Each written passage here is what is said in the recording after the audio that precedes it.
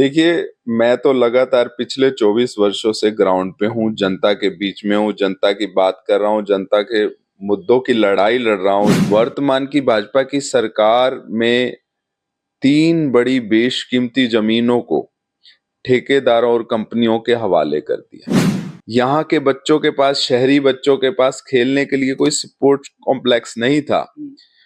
उसको एक commercial complex develop कर दिया गया और सारा का सारा कमर्शियल कॉम्प्लेक्स बेच दिया गया। जनता के बीच से निकल कर आता हूं, जनता ही तो बताती है कि इस तरह का अन्याय हो रहा है हमारे साथ। सबसे जो बड़े मुद्दे हैं ग्राउंड पे, आज रोहतक की जो सबसे बड़ी समस्या पूरे हरियाणा की भी उभर कर आ रही है। नमस्कार, चुनाव एक्सप्रेस में स्वागत है आपका। मैं हूं आपके साथ महेश शर्मा।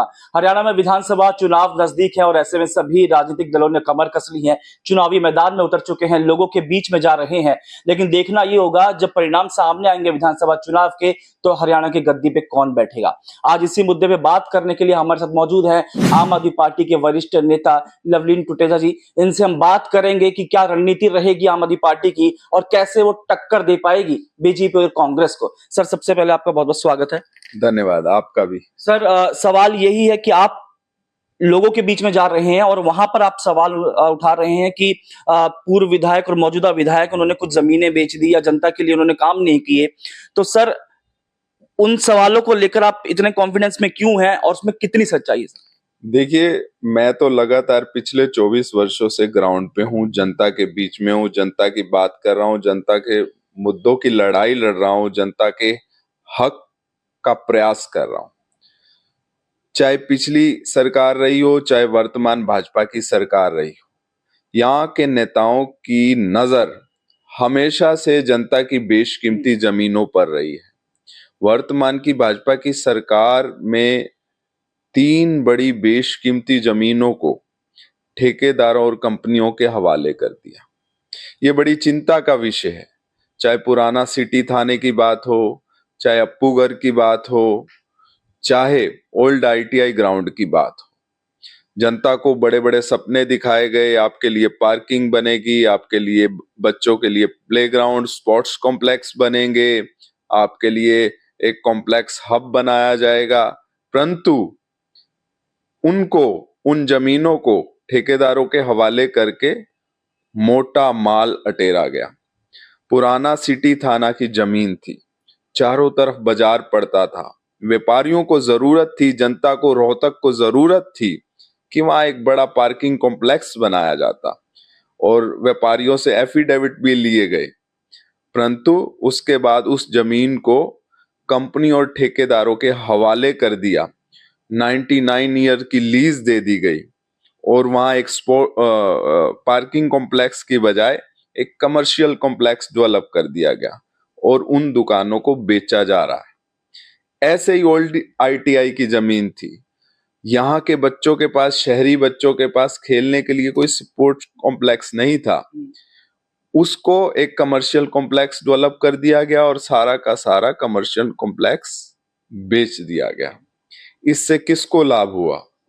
पब्लिक को तो कोई लाभ हुआ नहीं, क्योंकि वो पब्लिक की मेहनत मजदूरी की कमाई से ये जमीनें सरकार ने बनाई थी, ना कि कोई अपने आप बन गई थी।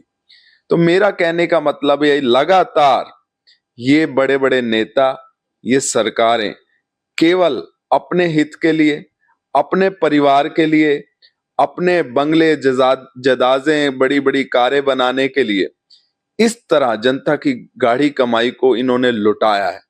अब जनता तैयार है, अब जवाब देगी जनता। सर, आप कह रहे हैं कि जनता की जमीन, जनता को धोखा दिया, जनता के साथ ही हुआ।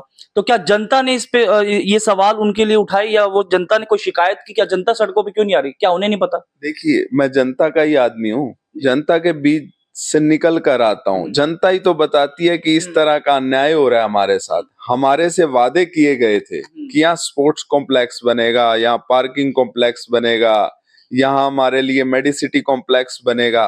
परंतु हुआ क्या? वहां कमर्शियल कॉम्प्लेक्स बनाकर उन जमीनों को बेचा जा रहा है जी। तो जनता इससे परेशान है कि हमारे विश्वास को तोड़ा गया, हमारे साथ धोखा किया गया।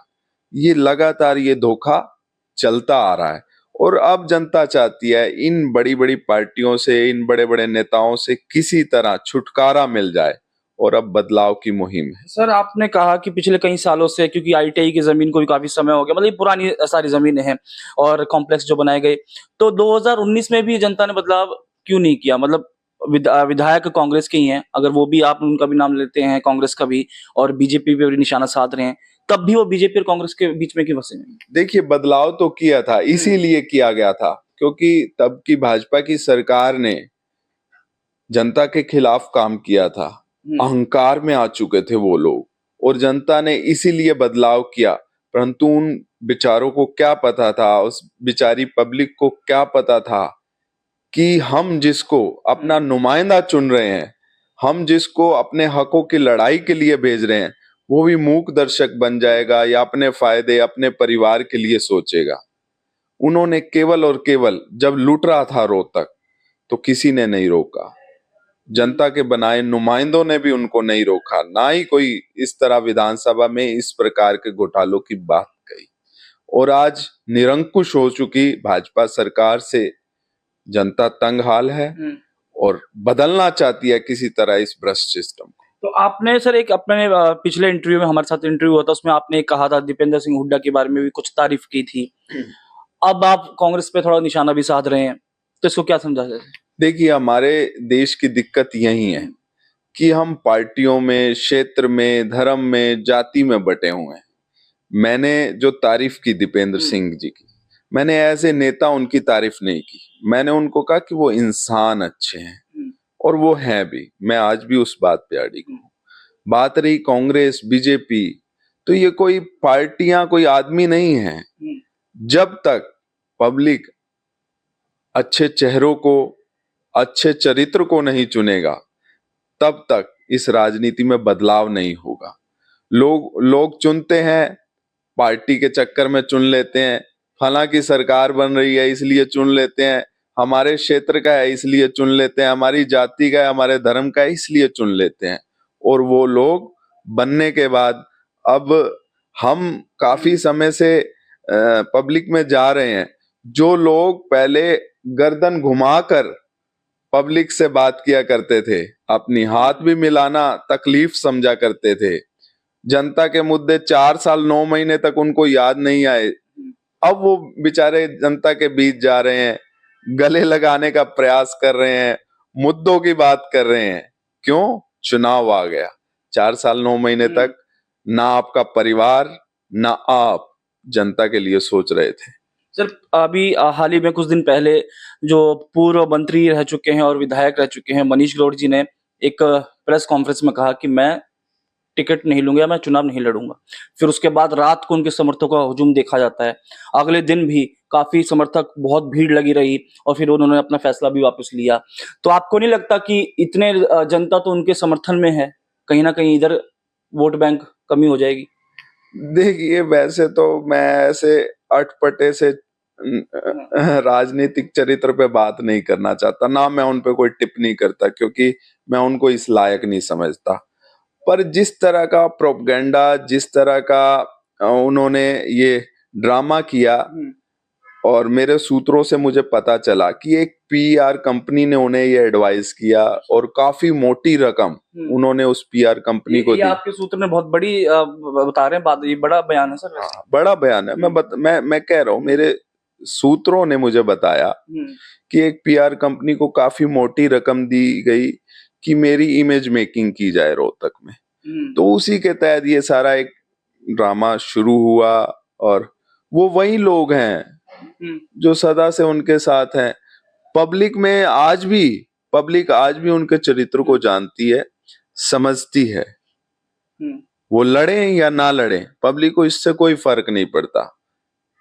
जनता वोट करेगी, एनालिसिस करेगी कि आपको मौका दिया, आपने क्या किया पब्लिक के लिए। तो अब चुनाव वो नहीं रह गए, अब जनता की सोच बदल चुकी है। जनता के लिए जो डिलीवरी पॉलिटिक्स करेगा, जनता उसके साथ खड़ी है। अच्छा, आप पिछले कुछ दिनों से, लगभग 1 महीने से ऊपर हो गया, आप लोगों के बीच में जा रहे हैं। जमीनी स्तर पर बात की जाए, आप ग्राउंड लेवल पे हैं, क्या खास जो प्रॉब्लम है, क्या समस्या है कि आपको लगता है कि अब इस पे काम होना चाहिए? देखिए, समस्याओं के तो अंबार लगे हैं। मैं तो हमेशा ही पब्लिक का आदमी रहा हूँ, पब्लिक के मुद्दों की बात करता रहा हूँ। सबसे जो बड़े मुद्दे हैं ग्राउंड पे, आज रोहतक की जो सबसे बड़ी समस्या पूरे हरियाणा की भी उभर कर आ रही है। मूल समस्याएं जनता की पूर्ति नहीं कर पा रही है सरकार। बिजली, पानी, पीने का स्वच्छ पानी तक नहीं है। सीवरेज सिस्टम ठप हो चुका है। युवा बेरोजगार है। सरकारी स्कूल बंद करने पड़ रहे हैं सरकार को। सरकारी स्कूलों में इंफ्रास्ट्रक्चर नहीं डेवलप कर पा रहे। इतनी संख्या में स्टाफ होने के बावजूद भी सरकार उनको एक अच्छा इंफ्रास्ट्रक्चर नहीं दे पाई, बच्चों को अच्छी शिक्षा नहीं दे पाई, हॉस्पिटल्स डेवलप नहीं हो पा रही, स्वास्थ्य सेवाएं ठप पड़ी हैं। खुद स्वास्थ्य मंत्री पूर्व के अनिल विजय मानते थे कि डंप हो चुका है सारा हेल्थ सिस्टम, कानून व्यवस्था का डिंडोरा पिट चुका है। अभी ये टोटली जो पॉलिटिकल इंफ्रास्ट्रक्चर है, गवर्नमेंट का इंफ्रास्ट्रक्चर है, इसको संभालने की जरूरत है। जनता को की मूल समस्याओं के हल करने पड़ेंगे। मैंने जो ग्राउंड पे देखा, जनता के पास पीने का स्वच्छ पानी नहीं है, सीवरेज सिस्टम नहीं है रोहतक में। तो हमारी प्राथमिकता है, जब आम आदमी पार्टी की सरकार बनेगी तो हमने जनता से 4 वादे किए हैं, वो 4 वादे हम निभाएंगे। और 4 वादे यही हैं कि जनता को पीने का स्वच्छ पानी मिलेगा। ये जो रोहतक की मूल समस्या है सबसे बड़ी, पानी, बरसाती पानी निकासी की, उसका हल करेंगे डेफिनेटली, ये जबान है हमारी। तीसरी हमारी, हमने सबसे बड़ी समस्या नोटिस की, जो ये अमृत योजना का पैसा इन बड़े नेताओं ने डकारा है, जिससे रोहतक की सीवरेज व्यवस्था ठीक होनी थी, उस सीवरेज व्यवस्था को सुचारू किया जाएगा पूरी तरह।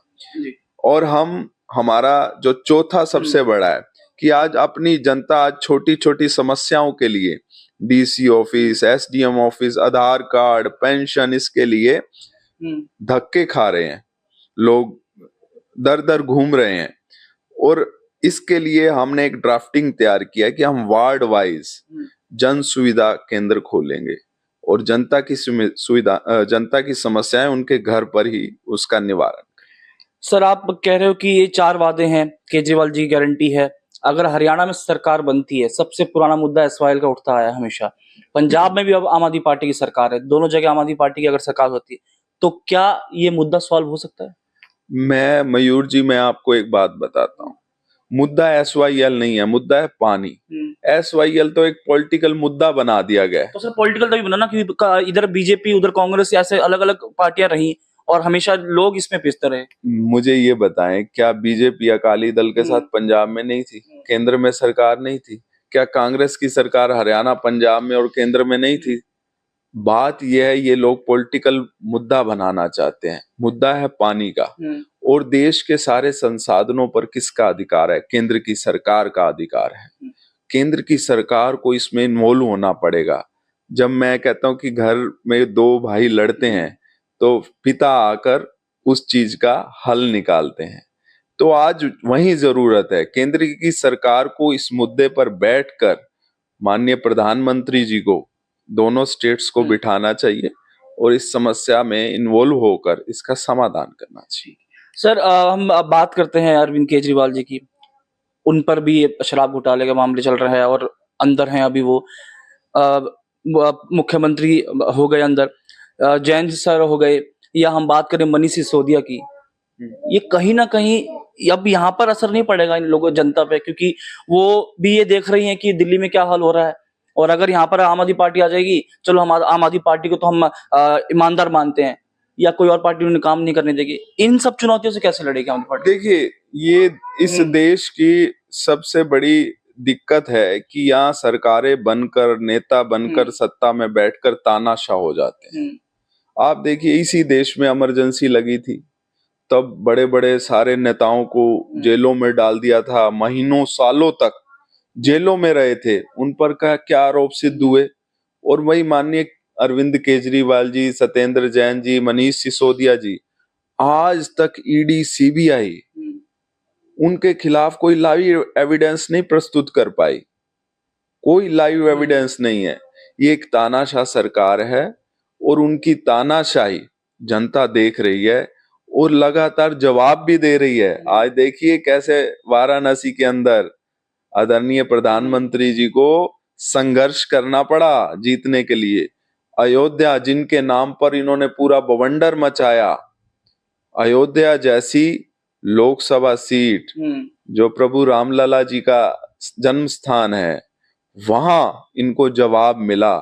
आज पूरा देश मोदी सरकार की तानाशाही को झेल रहा है और निश्चित रूप से जनता समझती है कि जो अरविंद केजरीवाल जी ने दिल्ली में करके दिखाया, पंजाब में जो काम हो रहे हैं, वो वास्तव में इस देश की जरूरत है और वैसे काम होने चाहिए। उसके लिए चाहे हमें जेलें भुगतनी पड़े, चाहे मुकदमे भुगतने पड़े।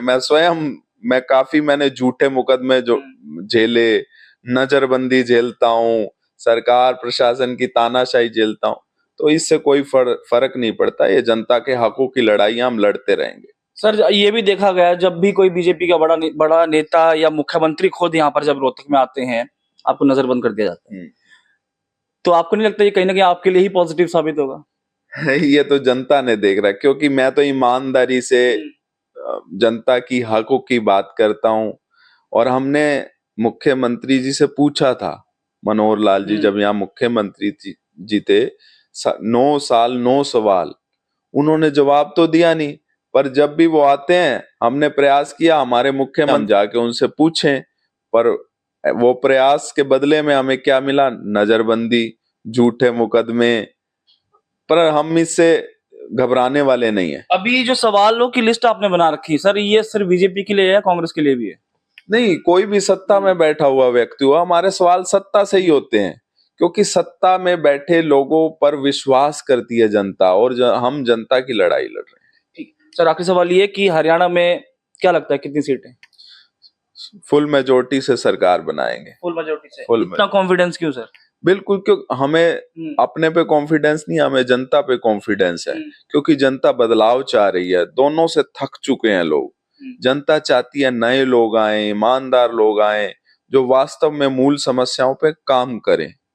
दिल्ली और पंजाब की तर्ज पे ही हरियाणा में काम होगा, जैसे वहाँ सरकारी स्कूल हो गए और मुफ्त बिजली हो गई, इन सब पे सर ऐसे ही मैनिफेस्टो कुछ तैयार होगा? निश्चित रूप से अभी माननीय सुनीता केजरीवाल जी ने 5 गारंटी पूरे हरियाणा में लॉन्च की हैं और लगभग 45 रैलियों के माध्यम से हम ये 5 गारंटी जनता तक ले जा रहे हैं। उन 5 गारंटियों में जो पंजाब में हमने गारंटियां दी, दिल्ली में, वही गारंटियां हरियाणा को भी दे रहे हैं।